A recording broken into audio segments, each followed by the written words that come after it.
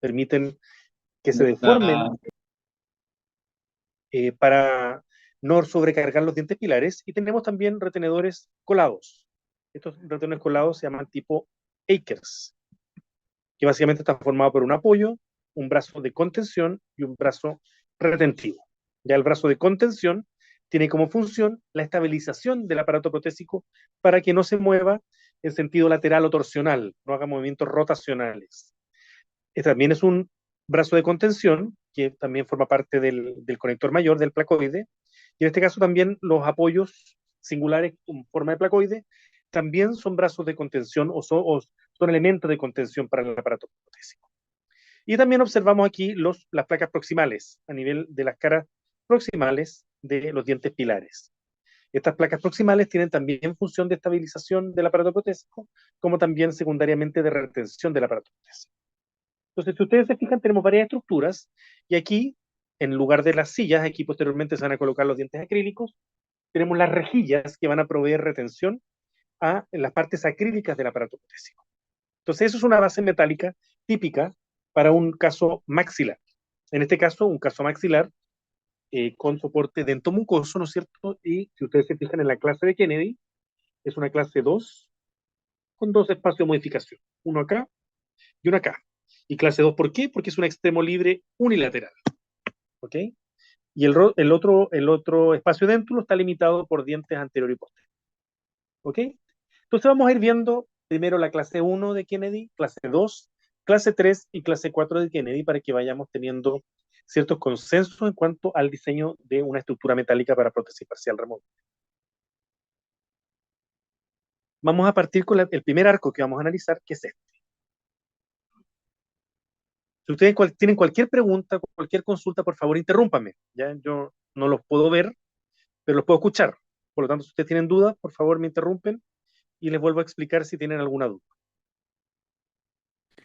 Doctor, Dime, consulta. dime. Este análisis que vamos a hacer va a ser solamente para prótesis que sean de base metálica, no aplica para las que sean de base acrílica. Cuando vayamos avanzando hacia la clase 4, vamos a ver acrílicas también. ¿Ya? El acrílico tiene, digamos, las prótesis base acrílica tienen otra, digamos, conformación, básicamente. Entonces, solamente una sola base protésica. Entonces, normalmente se indican cuando quedan poquitos dientes y dientes que están en un estadio más bien terminal. Eso quiere decir que cuando estamos transitando al paciente digamos, a un estado de dentro, excepto aquellas prótesis que se llaman de trabajo, que son prótesis parciales, que son de base clínica, pero se indican en el caso, por ejemplo, de un paciente que se va a colocar implante y se va a usar por un tiempo y posteriormente se van a desechar. ¿Ok? Pero yo les voy a mostrar algunas alternativas cuando tengamos poquitos dientes al final de la presentación de hoy, para que ejemplificar cómo podría diseñarse una prótesis de base acrílica. ¿Ok? Pero todas las primeras van a ser de base metálica. ¿Ya?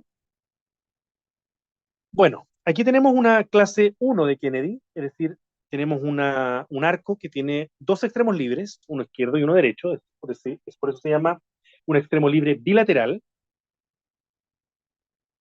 Por lo tanto, tenemos una parte que va a tener soporte mucoso, que es la parte posterior, y una parte donde tenemos dientes, por lo tanto vamos a tener en esta zona soporte dentario. Por lo tanto, el soporte es dento mucoso o mixto, como se llama. Eso quiere decir que hay mucosa y hay dientes involucrados. Y el anclaje, no tengo muy buena letra, perdón, el anclaje, que eso es como se distribuyen las fuerzas en el arco, es de tipo lineal, que es característico de las clases 1 y clases 4 largas de Kennedy. Después le voy a explicar lo que es una clase 4 larga, cuando vayamos al arco de clase 4. ¿Ok? Entonces tenemos esa situación. Eh, Voy a retroceder un poquitito para volver a dibujar. Entonces, ¿cómo se hacen los diseños? Lo primero que tenemos que identificar, ¿no es cierto?, son los dientes pilares principales. Los dientes pilares principales son los dientes que están ubicados más próximos al espacio desdentado, que es este extremo libre. Y en esos pilares principales vamos a tallar los lechos para los apoyos, y por lo tanto en la estructura metálica va a ir un apoyo metálico que va a ajustar o encajar en ese lecho que se talló en el diente. Y como observamos, ¿no es cierto?, tenemos estos dos dientes pilares, son los dos dientes pilares principales, que son los dos segundos premolares, donde se van a tallar los apoyos siempre por la cara opuesta al espacio desdentado, es decir, en mesial en este caso, porque el espacio déntulo está en distal. En estos mismos dientes pilares principales vamos a tallar en el diente con una fresa cilíndrica generalmente, se talla un plano guía en la cara proximal que mira el espacio desdentado, y esa va a encajar básicamente ese plano guía con una placa proximal, que es una estructura metálica como observamos en la fotografía anterior, hecha de metal colado, cromo cobalto, que va a ajustar en esa zona. Y la placa proximal se va a unir al apoyo a través de lo que llamamos el brazo recíproco o de contención, que está ubicado en la cara lingual del diente pilar principal. De esa forma, nosotros vamos a obtener lo que llamamos el eje de rotación principal del aparato protésico, que es este que está acá, que pasa por los apoyos principales. Eso genera un eje de rotación antero-posterior, ¿ok? De esta clase 1 de Kennedy, ¿ok? Ahora, el eje rotacional siempre va a existir. ¿Por qué? Porque la mucosa va a tender a ser más resiliente que los dientes. Por lo tanto, siempre va a existir ese eje rotacional. Y no solamente un eje rotacional antero-posterior, sino que van a haber ejes rotacionales laterales, porque el paciente va a masticar por este lado, ¿no es cierto? Y la prótesis va a tender a intruirse en el lado derecho y se va a extruir en el lado izquierdo. Por tanto, estos ejes rotacionales siempre van a existir. En el caso de las prótesis parciales que tienen extremos libres o tienen soporte mixto, es decir, mucoso y dentario. Por lo tanto, lo que tenemos que, digamos, planificar son otros apoyos que van a servir como elementos que le llamamos antirrotacionales. Estos elementos antirrotacionales son básicamente apoyos dentarios. Por lo tanto, vamos a tallar un lecho en un diente que vamos a, o uno o más dientes que vamos a seleccionar, de modo de restringir el movimiento rotacional, tanto anteroposterior como lateral, del aparato protésico. Normalmente lo que elegimos es el diente más alejado y perpendicular del eje rotacional principal. Recordemos que el eje rotacional principal pasa por los dos dientes que están más próximos al espacio déntulo, en el caso de las clase 1, que es un extremo libre bilateral. Entonces, vamos a tallar estos apoyos a nivel, en este caso, de los centrales podría ser una opción, pero normalmente los dientes que vamos a seleccionar para tal fin van a ser los caninos, debido a que los caninos tienen una mayor soporte periodontal, significativamente mayor que los incisivos. ¿Y cuántos caninos vamos a utilizar? Va a depender de la magnitud de las fuerzas que sea capaz de ejercer este paciente. Normalmente pacientes que tengan antagonista natural o implantes, por ejemplo, dentales fijos en el arco antagonista, que presente alguna evidencia o que manifiesten, ¿no es cierto?, presentar parafunción, donde el reborde alveolar sea desfavorable o los dientes estén periodontalmente comprometidos, vamos a tratar de usar el máximo de, ojalá, de elementos antirrotacionales, que en este caso idealmente serían 2 en cada canino. Y por lo tanto vamos a unir este apoyo que tallamos en el canino con el mismo brazo de contención que tenemos aquí en el premolar, se continúa y se une, porque es toda una estructura, con el apoyo que hemos tallado en los caninos. Ya recordemos que los apoyos que tallamos en los dientes posteriores son apoyos oclusales que tienen esta forma como de campanita, ¿ya? Y que si los miramos en el sentido sagital, tienen esta forma, una forma como una cuchara, como si con una cuchara le sacaran un trocito al diente, y se tallan con fresas redondas, ¿ya? Mientras que los apoyos singulares tienen forma como de V corta o V invertida. Si lo miramos en el sentido sagital, tienen esta forma, es como un sacadito, y se tallan con las fresas que se llaman de cono invertido, no con fresas redondas, ¿ok? Son diferentes los apoyos de acuerdo al diente en el cual estemos tallando. Entonces tenemos estos elementos antirrotacionales que van unidos a los brazos recíprocos a través de elementos de contención ubicados en el lingual de los dientes, y sobre los espacios adéntulos tenemos que diseñar las rejillas que van a ir sobre los rebordes alveolares y que van a dar retención a lo que llamamos las sillas protésicas. Vamos a dibujar el borde posterior del conector mayor, que en este caso va a ser una cinta palatina, que es el conector mayor ideal para el maxilar, porque provee soporte mucoso y no cubre los, los márgenes gingivales de los dientes pilares.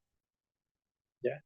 Se indica cuando los dientes tienen un buen soporte periodontal y tenemos muchos dientes, donde podemos hacer estos ojales, básicamente esto es metal, y existe una separación entre el borde del conector mayor y el margen gingival de al menos 6 milímetros de distancia, entre el margen gingival y el borde del conector mayor. Entonces tenemos el conector mayor, tenemos la rejilla que va a dar retención a las sillas protésicas. Aquí van a ir montados los dientes protésicos, en este caso un primer molar y un segundo premolar, para restablecer la función masticatoria también.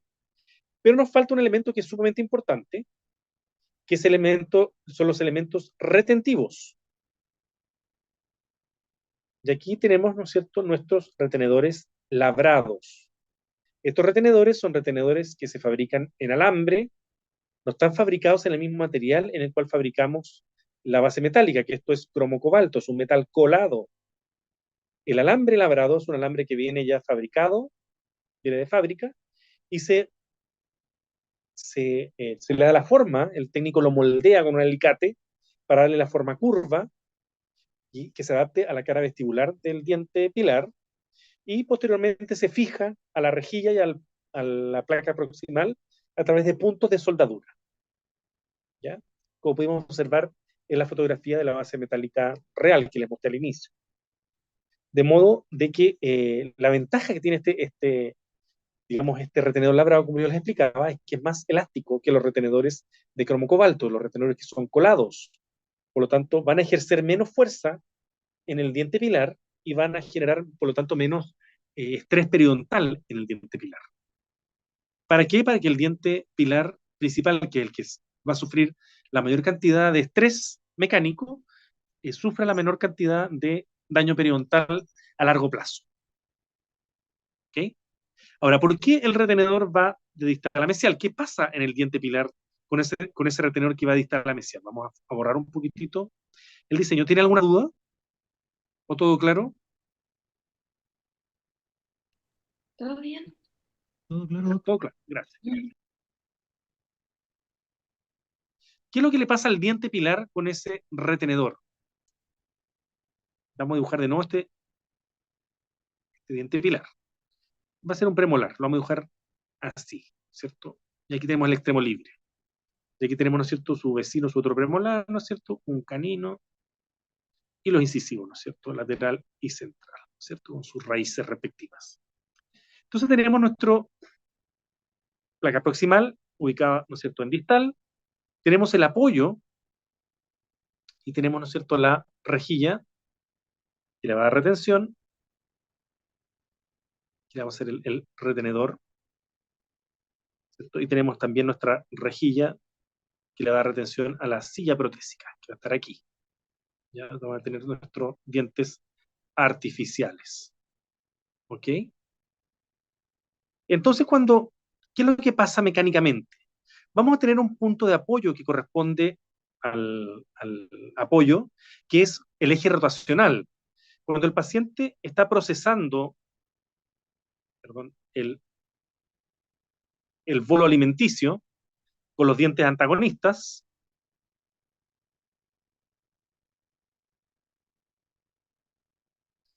se ejerce una carga. Y ahí esa carga va a ser que la silla tienda a hundirse, a intruirse dentro de la mucosa. ¿Ya? Y esto, ¿no es cierto?, es un eje rotacional, donde el fulcrum está ubicado a nivel de, mecánicamente, ¿no es cierto?, a nivel del apoyo principal. ¿Ok? Y aquí va a haber un esfuerzo o carga desde el punto de vista físico. ¿Ya? Y el retenedor va a tender a ejercer una fuerza en el sentido opuesto, lo que llamamos la resistencia desde el punto de vista físico. Y esto, del punto de vista mecánico, es una palanca de clase 2, ¿ya? Para los que les gusta la física. Es muy importante, la física en odontología. Esta palanca de clase 2 es menos dañina que la palanca de clase 1. ¿Y cuándo tendríamos una palanca de clase 1? Si nosotros ubicáramos el apoyo no en mesial, sino que en distal, es decir, mirando al espacio dentul. Tendríamos, ¿no es cierto?, también el fulcrum y tendríamos la resistencia. La resistencia básicamente es lo que trata de impedir el movimiento. O sea, lo que hace este retenedor trata de evitar, pero no puede, obviamente, detener el movimiento intrusivo del aparato protésico. Entonces aquí tenemos, ¿no es cierto?, una palanca de clase 1. Tenemos el fulcrum, tenemos el esfuerzo y tenemos la resistencia. ¿Ya? En el caso, aquí se ve al revés, pero básicamente lo mismo. El sentido de la fuerza es opuesto entre el esfuerzo y la resistencia. Porque es lo que es un balancín, básicamente. Si uno se acuerda de cuando iba al parque a subir y bajar. Este es un balancín. Esta es la palanca más eficiente, por lo tanto, si nosotros colocamos el apoyo en distal, es decir, mirando al espacio déntulo, vamos a provocar que el retenedor va a hacer mucho más daño en el diente pilar, no es que lo quiera hacer, pero básicamente lo hace, que si lo colocamos en mesial, donde tenemos interpuesto la resistencia al fulcro. ¿Ya? Y esto es una palanca, que la que estamos viendo ahora, es una palanca de clase 1, que es la más, perdón, clase 1, que es la más eficiente. Por lo tanto, le haríamos más daño al diente. Por lo tanto, siempre hay que hacer el apoyo en el espacio, en la cara opuesta al espacio edento. ¿Ok? Vamos a ir con otro caso. Y aquí voy a volver aquí. Fíjense ustedes dónde está ubicado en la foto superior, donde en la foto real no está ubicado el apoyo en el caso del premolar. En el caso del premolar está ubicado en mesial. En el caso del canino no podemos ubicarlo en otro lado porque el canino solamente tiene un círculo, no tiene un rodete marginal. Por lo tanto, en donde podamos tallar un apoyo cruzal. Por lo tanto, el apoyo en los dientes anteriores siempre es singular. Vamos a este otro caso. Bueno, este mejor. Este está más feo. ¿Ya? Aquí se ve el daño que ha producido. Fíjense ustedes, aquí hubo dos problemas de diseño. Este es un paciente que recibimos en la clínica de posgrado. ¿Ya? De aquí podemos observar el daño que se le produjo a este paciente, producto de un mal diseño protésico. Tenemos apoyos en distal y tenemos un conector mayor en una cinta en U o en herradura, que no está indicada en extremos libres. ¿Ya? Y fíjense los desastres periodontales que han ocurrido, ¿no es cierto? Aquí no se ve muy bien, pero también tenía un compromiso periodontal todo este lado debido a un mal manejo de las fuerzas por un mal diseño protésico. Entonces, ¿cuál sería un buen diseño protésico en este caso? Obviamente, en primer lugar, es cambiar el conector mayor, y en segundo lugar, como yo les mencionaba, es cambiar el punto donde se apoya el aparato protésico, es decir, los apoyos, que decir estar ubicados en el lado opuesto al espacio. Este caso también es una clase 1, tenemos dos extremos libres, que son bilaterales, pero además tenemos dos espacios de modificación. Por lo tanto, esta es una clase 1 con dos espacios de modificación, como se escribe, redescribir, sin números romanos y números árabes. ¿Cómo hacemos el diseño? ¿O cómo se debiese haber hecho el diseño en este caso? Apoyo por mesial, como le explicaba. Esto es un canino, por lo tanto requiere un apoyo singular. Y aquí en el incisivo también, por lo menos un apoyo singular. Las placas proximales se tallan en todos los dientes que tengan que miren al espacio déntulo. Por lo tanto, este diente tiene en mesial y distal, me refiero al premolar, este canino también en mesial y distal, y el incisivo en distal. Se tallan, básicamente lo que hace el plano guía es eliminar la cara, un poquito de ese ángulo distal también del incisivo central. Entonces, el conector mayor debe ser un conector mayor que provea soporte mucoso. Y tiene que ser, hay solamente 3 conectores mayores que proveen soporte mucoso, en el caso del maxilar, como es el placoide, la cinta palatina simple, que es la cinta grande, ¿no es cierto? Y la cinta palatina doble. La cinta palatina doble se indica solamente en los casos que haya un torus palatino. Entonces deja aliviado la zona donde está ubicado el torus, ¿ya? Que no es este caso. Por lo tanto, en este caso se indica una cinta palatina. Dibujamos la rejilla.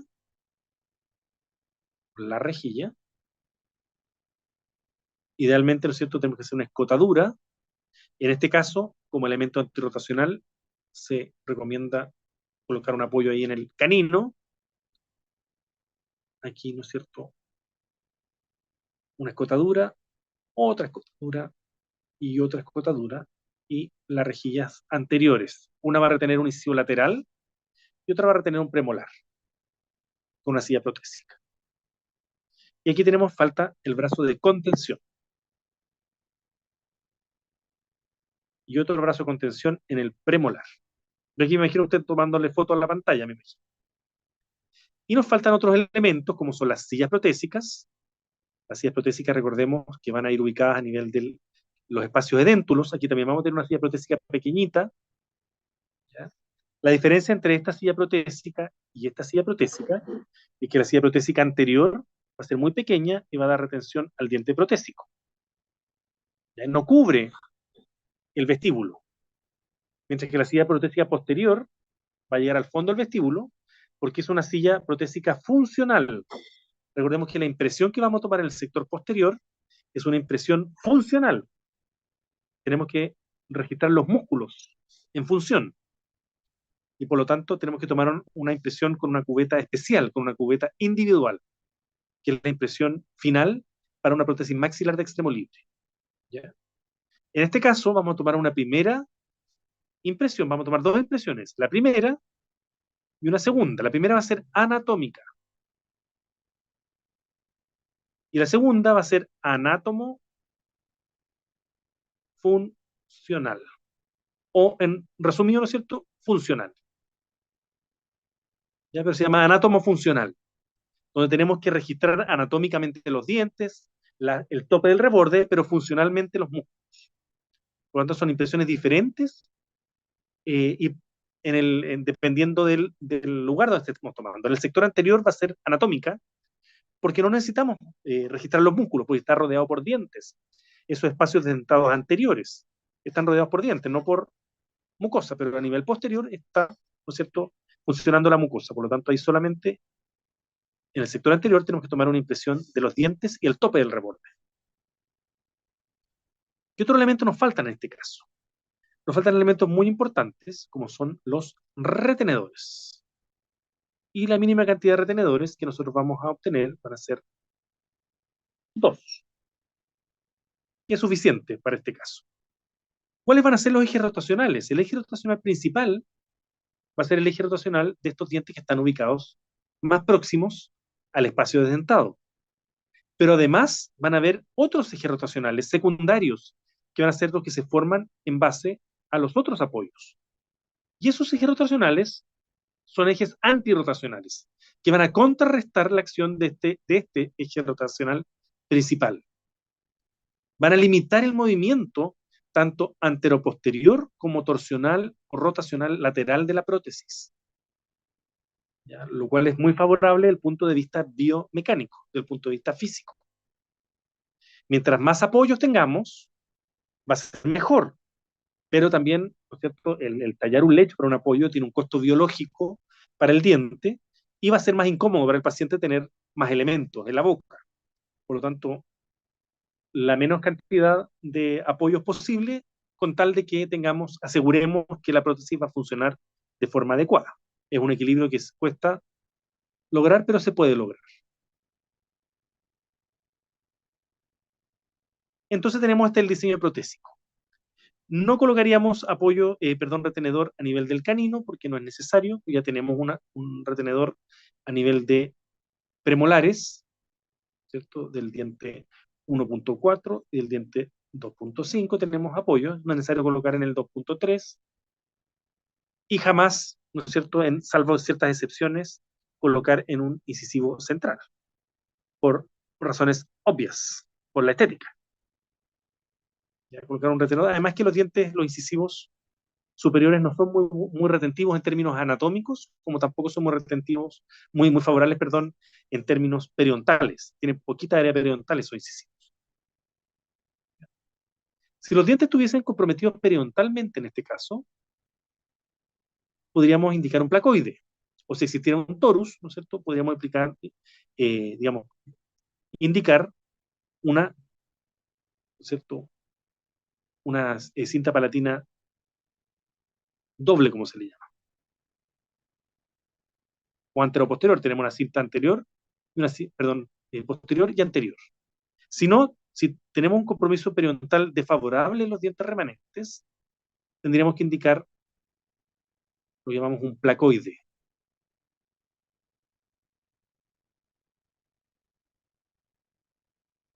Con la rejilla, y ahí el apoyo en el canino, y nos vamos, ¿no es cierto?, por el margen gingival de los dientes anteriores. Esto es un placoide. Ahí no tenemos estos ojales que se deben indicar para aliviar el margen gingival. Aquí tenemos cobertura total de las caras linguales, lo que es desfavorable desde el punto de vista periodontal. Es un poquito paradójico, ¿no?, de que estemos indicando un conector mayor que finalmente le va a producir un daño al periodonto, pero no tenemos opciones. De hecho, la prótesis removible no es la más favorable en comparación con otras modalidades de rehabilitación, pero se indica cuando tenemos más opciones de rehabilitación por parte del paciente. ¿Ok? Entonces tenemos ese sería el diseño, ¿no es cierto? El ideal sería el primero que les dibujé, no el placoide. El placoide se indica solamente en el caso de que el compromiso periodontal de todos los dientes remanentes sea favorable, y por lo tanto ahí vamos a tener que distribuir las cargas en todos los dientes remanentes, con apoyos incluidos, si es que la indicación es periodontal. ¿Ya? ¿Tienen alguna duda? No. ¿No? Ya. Vamos con hermosa clase 2.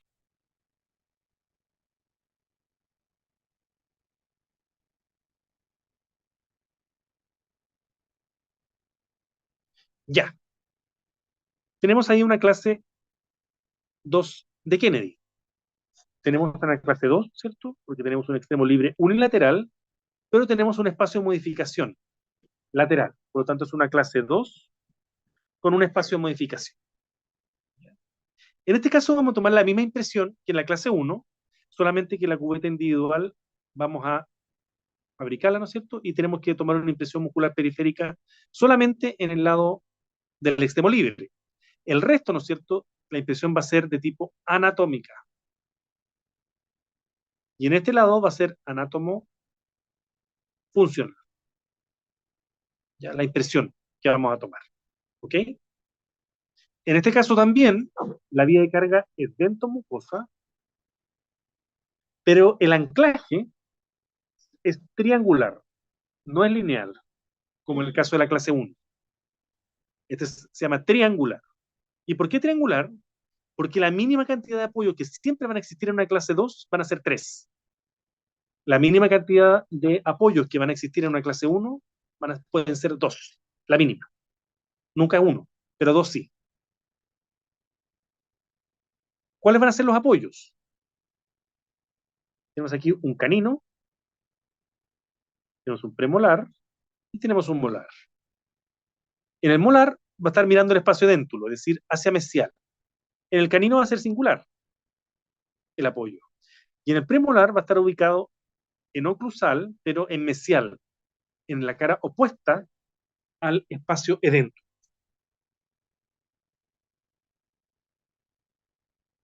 Vamos a tener aquí, ¿no es cierto?, nuestro plano guía distal, nuestro plano guía mesial y el plano guía el distal, perdón, y el plano guía mesial, el caso del molar. Y las rejillas que van a retener la silla protésica.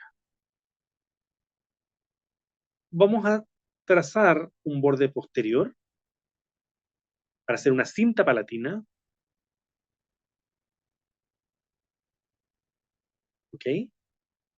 Y vamos a dibujar un eje que es imaginario, obviamente, no es parte del diseño, que es el eje rotacional principal, que es este. Pero, como es una clase 2, siempre va a haber un segundo eje rotacional, que es este. Y un tercero. ¿Y qué forma geométrica se forma? El triángulo. Un El triángulo. triángulo. Exacto. Por esto el anclaje es triangular. ¿Ya? Un triángulo. Siempre se forma un triángulo en las clases 2. Incluso cuando no hay espacio de modificación. Se forma un triángulo. Va a ser un triangulito, pero va a ser un triángulo. Siempre vamos a tener mínimo 3 apoyos. ¿Ok? Eso hace que la clase 2 sea más estable que la clase 1. ¿Por qué? Porque además tiene solamente un extremo libre en lugar de 2. ¿Ya? Pero en muchas ocasiones también se necesitan elementos antirrotacionales. De hecho, generalmente son recomendables. Y el diente más alejado y perpendicular al eje rotacional principal, en este caso lo voy a dibujar de nuevo el eje rotacional principal, es este. Por lo tanto, el más alejado y perpendicular es el diente 2.1. Pero, ¿no es cierto? El diente 2.1 normalmente no es el mejor diente y además está muy alejado, o sea, en términos de la comodidad del paciente, vamos a invadir la zona anterior del paladar. Por lo tanto, normalmente lo que hacemos en un caso como este es utilizar el otro canino. Y ahí se hace, ¿no es cierto?, una escotadura en el conector mayor, anterior, y, ¿no es cierto?, se va a unir con el otro apoyo. Lo que habitualmente se hace es unirlo en la parte mesial para que sea más rígido el aparato protésico. ¿Y a qué me refiero que sea más rígido? Les voy a explicar por qué. Si yo tallo, digamos, si yo no tallo, si yo dejo esta estructura así, porque esto es una estructura metálica, esta patita que va a ser el apoyo va a tender a fracturarse. Por lo tanto, es más favorable que sea un solo, el borde anterior, esté ubicado en la zona anterior y se le haga un ojal. De ese modo se forma como un marco, es mucho más rígido esta zona. Recuerden que todo esto es metal. El brazo recíproco y el apoyo se unen y se forma una escotadura ahí, también en relación al otro diente. Y tenemos la cinta palatina y nos falta el elemento retentivo. Y aquí en las clases 2, les voy a volver a dibujar el eje rotacional principal, tenemos la situación de que tenemos un eje rotacional que va a tender a afectar mucho más al diente que está vecino al espacio, al extremo libre, al espacio de edéntulo. Por lo tanto, en ese diente siempre va a haber un retenedor de tipo labrado, igual que en la clase 1. Cuando el paciente muerde en este lado, recordemos que también aquí tenemos la silla protésica, el paciente muerde, ¿no es cierto? Aquí tenemos dientes protésicos. Cuando el paciente funciona, la prótesis tiende a intruirse en esta zona y a levantarse en la zona anterior. Aquí se tiende a levantar. Por lo tanto, el otro retenedor, el retenedor anterior, también va a ser labrado, igual que el del lado derecho. Y el retenedor que está ubicado a nivel posterior, en el lado bueno, porque recordemos que aquí hay un lado malo y aquí hay un lado bueno. En el lado bueno se coloca un retenedor, se puede hacer un Akers colado. Pero estos retenedores, los otros, deben ser labrados. Este y este. Deben ser labrados. ¿Ok? Porque van a ser, dime, porque cuando el paciente funciona y por lo tanto ocluye en procesa alimentos, obviamente, en el lado derecho, en el lado del extremo libre, va a tender a rotar la prótesis, va a tender a hundirse en el sector posterior y va a tender a levantarse bastante en el sector anterior. Entonces, para que no producirle daño periodontal al diente 2.3, es preferible que el retenedor sea labrado y por lo tanto que el retenedor forme un poquitito. Ya el retenedor colado es muy, muy, muy rígido. ¿Ya? Mientras que en el molar, que es un 2.7 aparentemente, ese molar va a tender a no va a moverse tanto esa parte de la prótesis con el movimiento rotacional del aparato protésico. Mientras que en el sector anterior sí. Ya la única excepción es cuando no hay espacio de modificación. Y voy a explicar por qué. ¿Se entiende el motivo? ¿De qué? Si nosotros no tuvimos un espacio de modificación, por lo tanto sería una clase 2 sin modificación, ¿ya? Seguiría siendo dentomucosa, seguiría siendo el anclaje triangular. Voy a buscar aquí un diente. Dice que tenemos los dientes aquí, tenemos los dientes naturales. Le puse 3 premolares, pero ustedes me entienden. No sé mucho.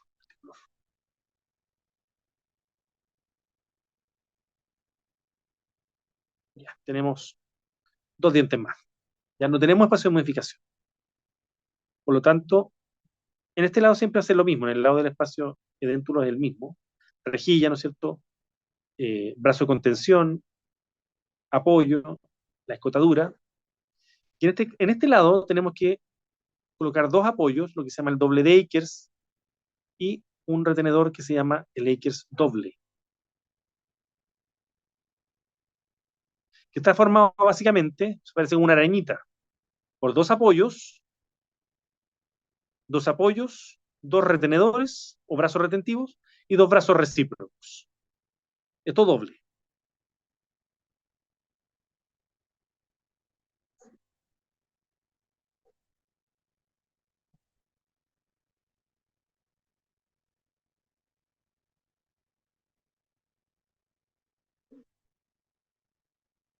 Ese tipo de retenedores, los Akers doble, son colados. No se pueden hacer labrados. ¿Por qué? Porque son en un espacio muy pequeñito, tenemos 2 apoyos, 2 retenedores colados y 2 retenedores labrados, y 2 brazos recíprocos. Y los retenedores labrados no se pueden soldar a una estructura tan pequeña como es un apoyo. Se quebrarían. Por lo tanto, se hace toda una estructura colada. Entonces, no se pueden hacer labrados. Y el anclaje también es triangular porque tenemos aquí un eje rotacional principal, aquí un segundo eje y aquí, ¿no es cierto?, un tercer eje. Como un triangulito, no es un triangulote, es un triangulito. Pero básicamente el anclaje sigue siendo triangular. Nosotros adicionamos otro apoyo que va a funcionar como elemento antirrotacional también, limitando la rotación del aparato protésico. ¿Ok?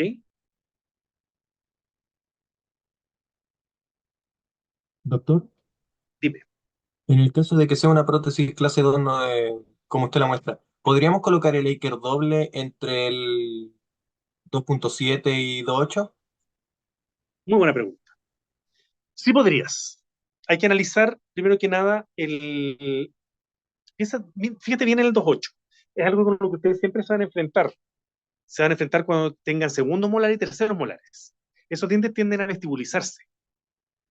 Los molares superiores tienden siempre a vestibulizarse y los molares inferiores tienden a lingualizarse. Entonces, tienden a no coincidir con el eje de inserción y remoción de la prótesis. Están tan vestibulizados que tienden a hacer interferencias. Entonces, generalmente, los terceros molares no se utilizan como pilares porque están muy mal posicionados respecto al eje de inserción y remoción de la prótesis. Y lo otro es que es sumamente incómodo colocar un aparato protésico tan próximo al velo del paladar. ¿Ya? O sea, hay un motivo que es principalmente mecánico, donde, digamos, la prótesis es imposible que ingrese en ese molar que está tan vestibulizado. Y lo otro, ¿no es cierto?, es la incomodidad del paciente. Normalmente, en las situaciones donde no tengan espacio de modificación, como puede ser una clase 2, una clase 3, una clase 4. La clase 1 generalmente no hay dientes posteriores, o sea, no hay ningún diente posterior. Se ubican generalmente estos complejos retentivos entre el segundo premolar y el primer molar, y excepcionalmente entre el primer molar y el segundo molar. Pero es porque generalmente estos segundos molares y estos terceros molares, sobre todo, están muy mal posicionados. Ya respecto a la inserción de la prótesis. ¿Se entiende? Sí, doctor, sí se entiende. Ya. Vamos a otra. Déjame ver la hora primero para. Ya. Vamos a ver la última y de ahí vamos a un pequeño alto, ya para que nos tomemos un descansito. Ya, vamos a poner esta. Está buena. Está difícil. Doctor, ¿puedo hacer una consulta? Sí, por supuesto. Al momento de tomar la impresión anatomofuncional en una clase 2 modificación uno, yo coloco la cera en las zonas dentadas y hago mi cubeta individual, ¿cierto? Y ahí hago la impresión. A ver, cuando tú haces una. Claro, tú tienes que bloquear los dientes con cera y acuérdate que siempre tienes que hacer unos topes en los dientes. Sí. ¿Ya? Donde tú vas a Ujú. perforar esa cera para que tengas como unas patitas, como unos deditos donde tope. Y tú vas a hacer el recorte muscular solamente en la zona del extremo. Ya en Ah, ok. la zona dentada tú la vas a impresionar, pero no necesitas llegar con la cubeta al fondo del vestíbulo, por ejemplo. Solamente tienes que Ya. impresionar todos los dientes, con toda la estructura de la cara vestibular, ¿no es cierto? Y el margen gingival, vestibular y lingual, pero no es necesario que tú impresiones el vestíbulo donde hay dientes. Donde sí tienes que impresionar el vestíbulo es en la zona edéntula funcional, pero tampoco en la Mm, zona edéntula que no tiene función, en la zona edéntula, ¿no es cierto?, donde no es el extremo libre. Ahí tú impresionas el reborde y la cara vestibular del reborde. ¿Dónde va a llegar básicamente la silla, que es cortita? La silla larga claro. solamente va a existir en el lado funcional. ¿Ya? Ya. Pero, por ejemplo, cuando yo hago la silla igual es como está solamente la mucosa adherida, entonces no interferiría como con la mucosa periférica. En el caso del extremo libre no interfiere, pero sí va a estar en contacto con la mucosa que no es adherida. En las. Pensemos esto mismo que estamos viendo. ¿Te fijas? Aquí Ujú. tenemos una espacio de modificación. Básicamente, tú tienes que impresionar funcionalmente este sector. Este no, Sí. este no y este tampoco. No se impresiona funcionalmente. Ahí tú tienes que Ujú. impresionar esta parte. Solamente lo que falta de, digamos así, de reborde. Es decir, el tope del reborde, si nosotros pensamos en el reborde, es el tope y la cara vestibular. Hasta ahí nomás va a llegar la silla. ¿Ya? Y de ahí vas a tener tus dientes protésicos. Mientras que aquí, en el extremo libre, tú tienes que impresionar el reborde, pero la zona de reflexión del vestíbulo. Y la silla va a ser así larga. Es una silla extendida. Ah, ok. Pues tienes que impresionar la acción del músculo que está aquí, que es el buccinador en este caso. El sector anterior es el orbicular de los labios. Pero aquí es el buccinador. El buccinador es el que te va a marcar ese borde protésico. ¿Ya? Ya Pero compré. solamente en este caso. La cubeta va a tener una extensión completa. Pero esta es la parte donde tú vas a colocar el compuesto modelar y vas a pedirle al paciente que haga algunos movimientos con sus mejillas, que tire besos, ¿no es cierto? Que se chupe, así que haga como que succione una bombilla. Ese es el movimiento que tiene que hacer el paciente. Uno le mete el dedito en la boca y le dice, chupa el dedito. El paciente succiona el dedo, ¿no es cierto? Y básicamente lo que está haciendo es que el buccinador se contraiga. Pero el Ya, borde va a cubrir mucosa adherida y mucosa móvil. ¿Ya? ya. Muchas gracias. ¿De qué? Para que ustedes sepan, no sé si, bueno, yo me imagino que la doctora Morales les avisó, pero yo voy a estar disponible para las consultas de prótesis removibles, de todas las prótesis removibles, que ustedes requieran los viernes en la tarde, ¿ya? Yo voy a ser su consultor de prótesis removible para los casos que ustedes requieran, por lo tanto pueden llevar fotos, modelos, para yo explicarles en la clínica sus casos, ya si ustedes tienen dudas de diseño y de procedimientos también protésicos, ¿ya? Para que sepan. les recuerdo. ¿En qué clínica va a estar, doctor? Yo estoy en la clínica 6, o sea, la 5, perdón, en la clínica 5, en la clínica posgrado. Entre la 4 y la 5 estoy. Hoy tengo mis Ya, alumnos de posgrado los viernes. ya, A gracias. partir del segundo trimestre estoy también en la mañana, pero este trimestre que se acaba en 2 semanas más, estoy solamente en las tardes, el resto estoy en clase. Pero a partir del próximo trimestre estoy mañana y tarde. Para que ustedes consulten, porque me interesa saber que vayan, digamos, teniendo estos conocimientos que son muy relevantes para ustedes, porque van a tener que hacer mucha removible. Sabemos que tenemos un cambio demográfico, así que vamos a tener muchos pacientes con removible. Bueno, vamos con este otro caso, ¿no es cierto? Esto es una clase 2 también, pero tenemos 1, 2, 3 espacios desdentados. Entonces, una 2 con 3 espacios de modificación.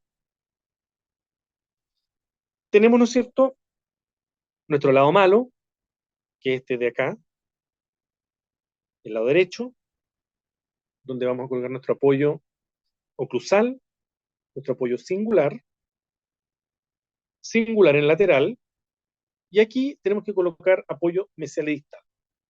Este diente, porque este caso es interesante, porque este diente es un diente, no es cualquier diente, este diente es un pilar intermedio. Un pilar intermedio, eso quiere decir que es un diente pilar que tiene un espacio déntulo y un otro pilar al lado. Por lo tanto, es un diente, espacio, diente, espacio, diente. Como un rosario. ¿Ya? Este no es un pilar intermedio. Este es un pilar distal.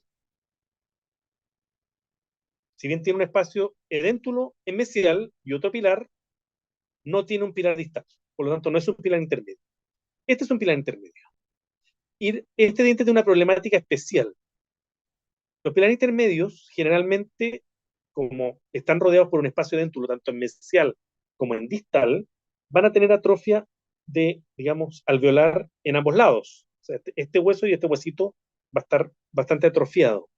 Y además la prótesis va a tender a rotar a través de su eje, tanto en este sentido como en este sentido. Antero-posterior y, ¿no es cierto?, vestíbulo lingual. Entonces, generalmente se nos genera la problemática, así tipo Hamlet, pero no ser es colocar o no colocar retenedores en estos dientes. Esa es nuestra problemática y tenemos alguna respuesta para ello. Antes que nada vamos a ver cómo haríamos el diseño en términos generales.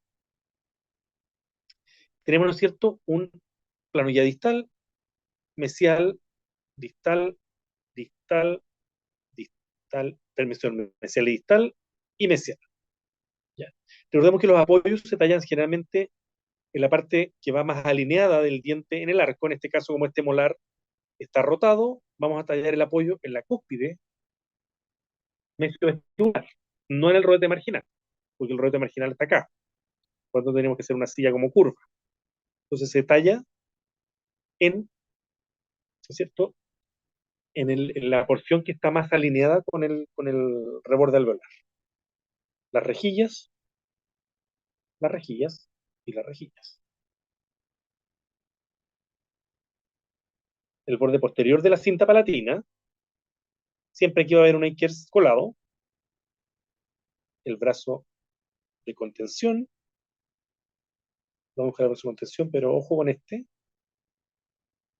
la escotadura que hacemos, ¿no es cierto?, y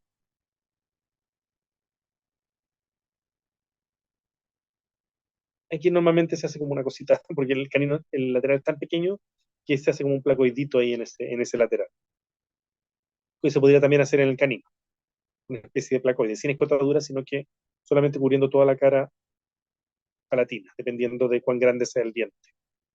Si les permite o no permite hacer el ojal. Este retenedor, recordemos que va a ser siempre labrado, tratando de evitar colocar un retenedor en el canino, que se podría colocar. Hay que tratar de evitarlo por estética. Aquí, en el lateral, no va retenedor. Por estética y por anatomía. Y en el pilar intermedio podría ir un retenedor labrado, si el diente tiene un muy buen soporte periodontal, que no es lo habitual. El que no tiene un muy buen soporte periodontal, lo que se puede hacer, ¿no es cierto?, si un diente con un pronóstico dudoso por su soporte periodontal, se prefiere colocar al retenedor en el canino, en el diente 1.3, que sí afecta a la estética, ese es el problema. Y se coloca solamente un brazo de contención y apoyo por mesialista. Ahora, si el diente tiene muy buen soporte periodontal también, puede haber otra opción, que es más favorable incluso para este diente, que es utilizar un sistema retentivo que se llama el retenedor seccionado o mitad y mitad. Se llama retenedor seccionado o se llama también mitad y mitad. Pues este consta de un brazo retentivo que va de distal a mesial, que es colado, y un brazo recíproco que va de distal a mesial, pero que no conecta con el plano guía distal. ¿Se acuerdan del yin y el yang? Es más o menos lo mismo. Tenemos un apoyo con un brazo de contención y un apoyo con un brazo retentivo. Este tipo de retenedores, el retenedor seccionado, funciona como un rompefuerzas. ¿Y por qué funciona como un rompefuerzas? Porque no hay una conexión entre la parte anterior y posterior de la prótesis, funcionan en forma independiente. Si yo conectara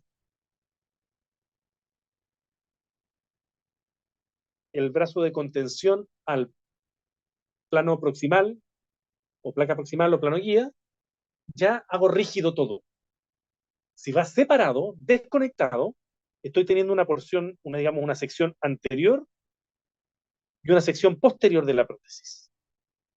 ¿Cierto? Que esta es la sección posterior.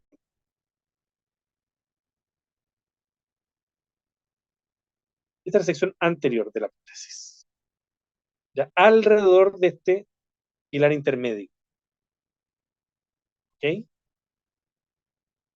Pero eso se indica cuando el diente tiene un adecuado soporte periodontal, y en este caso podríamos evitar el retenedor, por ejemplo, en el canino, colocando un retenedor en el lado izquierdo, dos retenedores en el lado izquierdo y un retenedor en el lado derecho.